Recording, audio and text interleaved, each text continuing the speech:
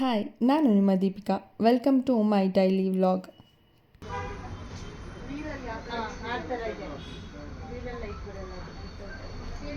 ನನ್ನ ಮಗಳಿಗೆ ಒಂದು ಸ್ವಿಂಗ್ ಕಾರ್ ತೊಗೊಂಬರೋಣ ಅಂತ ನಾವು ಹೊರಟಿದ್ದು ಕುವೆಂಪು ನಗರ್ಗೆ. ಅಲ್ಲಿ ಒಂದು ಶಾಪಿಗೆ ಹೋದ್ವಿ, ಬಟ್ ನಮಗೇನು ಅಷ್ಟು ಇಷ್ಟ ಆಗಲಿಲ್ಲ ಅಲ್ಲಿ ಯಾವುದೂ. ಸೊ ಇನ್ನೂ ಒಂದಷ್ಟು ಶಾಪ್ ಹುಡುಕಿದ್ವಿ, ನಮಗೆಲ್ಲೂ ಇಷ್ಟ ಆಗಲಿಲ್ಲ. ಫೈನಲಿ ನಮ್ಮ ಮನೆ ಹತ್ರನೇ ಒಂದು ವಿಶಾಲ್ ಮಾರ್ಟ್ ಇತ್ತು, ಅಲ್ಲೊಂದು ಸರಿ ಹೋಗಿ ನೋಡೋಣ ಅಂತ ಹೋದ್ವಿ. ಅಲ್ಲೊಂದು ನಮಗೆ ಸ್ವಿಂಗ್ ಕಾರ್ ಇಷ್ಟ ಆಯಿತು. ಅದನ್ನು ತೊಗೊಂಡು ಪ್ಯಾಕ್ ಮಾಡಿಸ್ಕೊಂಡು ಮನೆಗೆ ತೊಗೊಂಡು ಬಂದ್ವಿ. ನನ್ನ ಮಗಳಿಗಂತೂ ಸಕ್ಕತ್ ಅಂದರೆ ಸಕ್ಕತ್ ಇಷ್ಟ ಆಯಿತು. ಈ ಮಕ್ಕಳಿಗೆ ಗೊತ್ತಲ್ಲ, ಎಷ್ಟು ಆಟ ಸಾಮಾನಿದ್ರೂ ಸಾಕಾಗಲ್ಲ. ಅದು ಇವಾಗಿನ ಜನ್ರೇಷನ್ ಮಕ್ಳಿಗಂತೂ ಏನು ನೋಡಿದ್ರೂ ಬೇಕು ಬೇಕು ಅಂತ ಹೇಳ್ತಾರೆ. ಅವ್ರ ಪಪ್ಪ ಬಾಕ್ಸ್ ಓಪನ್ ಮಾಡ್ತಿದ್ದಂಗೆ ನನ್ನ ಮಗಳಂತೂ ಫುಲ್ಲು ಖುಷಿಯಿಂದ ಕುಂಡಾಡ್ತಾಯಿದ್ಲು. ಆಮೇಲೆ ಒಂದು ಸರಿ ಟ್ರಯಲ್ ನೋಡೋಣ ಅಂದ್ಬಿಟ್ಟು ಅವಳನ್ನ ಕೂರಿಸಿದ್ವಿ. ಮತ್ತು ಈವ್ನಿಂಗ್ ಒಂದು ರಿಸೆಪ್ಷನ್ ಇತ್ತು, ಎಲ್ಲರೂ ಹೋಗೋಣ ಅಂದ್ಬಿಟ್ಟು ಎಲ್ಲರೂ ರೆಡಿ ಆಗ್ತಾಯಿದ್ವಿ. ನಾನಂತೂ ಗೌನ್ ಹಾಕ್ಕೊಂಡಿದ್ದೆ, ಗೌನ್ಗೆ ಯಾವ್ದು ಆರ್ನಮೆಂಟ್ ಸೂಟ್ ಆಗುತ್ತೆ ಅಂತ ಚೆಕ್ ಮಾಡ್ತಾಯಿದ್ದೆ.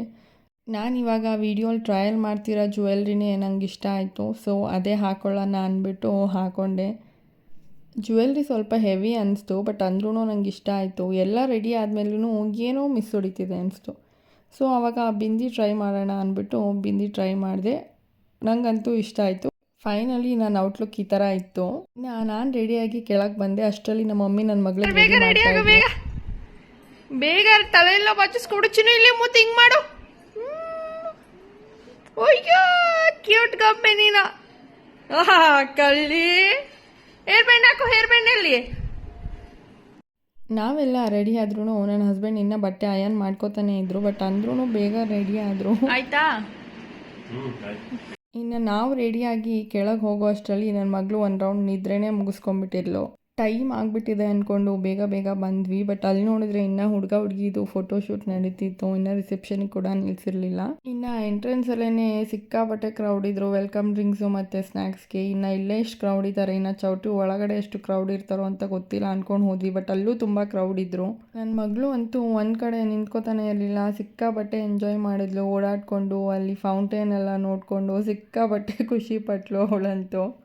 ಇನ್ನೂ ಒಂದು ಕೌಂಟರಲ್ಲಿ ಮಸಾಲ ಪುರಿ ಕೊಡ್ತಿದ್ರು, ಅದನ್ನು ಟ್ರೈ ಮಾಡೋಣ ಅಂತ ಹೋದ್ವಿ. ಅಲ್ಲೂ ಫುಲ್ಲು ಕ್ರೌಡ್ ಇದ್ದರು. ನೈಟ್ ರಿಸೆಪ್ಷನ್ ಅಂದರೆ ಎಲ್ಲ ಕಡೆನೂ ಸಖತ್ ಕ್ರೌಡ್ ಇರ್ತಾರೆ.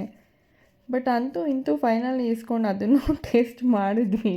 ನನ್ನ ಹಸ್ಬೆಂಡು, ನನ್ನ ಸಿಸ್ಟರು, ನಮ್ಮ ಅಪ್ಪ ಅಮ್ಮ, ನಮ್ಮ ಆಂಟಿ ಎಲ್ಲರೂ ತಿನ್ಕೊಂಡು ಎಂಜಾಯ್ ಮಾಡ್ತಾಯಿದ್ದಾರೆ. ಎಲ್ಲರೂ ಮಸಾಲ ಪುರಿ ತಿಂತಾಯಿದ್ರೆ ನನ್ನ ಮಗಳು ಫಸ್ಟ್ ಕೌಂಟ್ರಲ್ಲಿ ಕೊಟ್ಟರೆ ಸ್ನ್ಯಾಕ್ಸ್ನೇ ಇನ್ನೂ ತಿಂತಾಯಿದ್ಲು. ಸಿಸ್ಟರ್ನ ಬಿಡದೆ ಹಠ ಮಾಡ್ಕೊಂಡು ವಾಟರ್ ಫೌಂಟೇನ್ ಹತ್ರ ಕರ್ಕೊಂಡೋಗಿ ನನ್ನ ಮಗಳು ಆಟಾಡ್ತಾಯಿದ್ಲು ಅಲ್ಲಿ.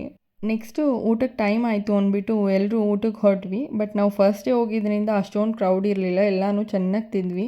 ಬಟ್ ನಾವು ತಿಂದಿದ್ದು ನೆಕ್ಸ್ಟಿಂದ ಅಂತೂ ಸಿಕ್ಕಾಪಟ್ಟೆ ರಶ್ ಇದ್ದರು. ಎಲ್ಲರೂ ಬಂದು ಹಿಂದೆನೇ ನಿಂತ್ಕೊಳ್ತಿದ್ರು, ಜನಗಳಿಗೆ ಊಟ ಮಾಡೋಕ್ಕೂ ಬಿಡ್ತಿರ್ಲಿಲ್ಲ. ನಮ್ಗೆ ಗೊತ್ತಿಲ್ಲ ಅಷ್ಟೊಂದು ಏನು ಅರ್ಜೆಂಟ್ ಅಂತ. ಎಲ್ಲರೂ ಚೆನ್ನಾಗಿ ರೆಡಿ ಆಗಿದ್ದೀವಿ ಅಂದರೆ ಗೊತ್ತಲ್ಲ, ಒಂದಷ್ಟು ಫೋಟೋಸು ವೀಡಿಯೋಸ್ ಎಲ್ಲ ತೊಗೊಳ್ಳೇಬೇಕು. ಇದಾಗಿತ್ತು ನಮ್ಮ ಇವತ್ತಿನ ವ್ಲಾಗ್. ನಮಗೆ ಎಷ್ಟು ದಿನ ಸಪೋರ್ಟ್ ಮಾಡ್ದಂಗೆ ಇನ್ನು ಮುಂದೇನೂ ಸಪೋರ್ಟ್ ಮಾಡಿ. ನಮ್ಮ ಇನ್ಸ್ಟಾಗ್ರಾಮ್ ಪೇಜ್ ದ ಮೈಸೂರು ಜೋಡಿನ ಫಾಲೋ ಮಾಡಿ, ಹಾಗೆ ನಮ್ಮ ಯೂಟ್ಯೂಬ್ ಚಾನಲ್ ದ ಮೈಸೂರು ಜೋಡಿನ ಸಬ್ಸ್ಕ್ರೈಬ್ ಮಾಡಿ. Thank you.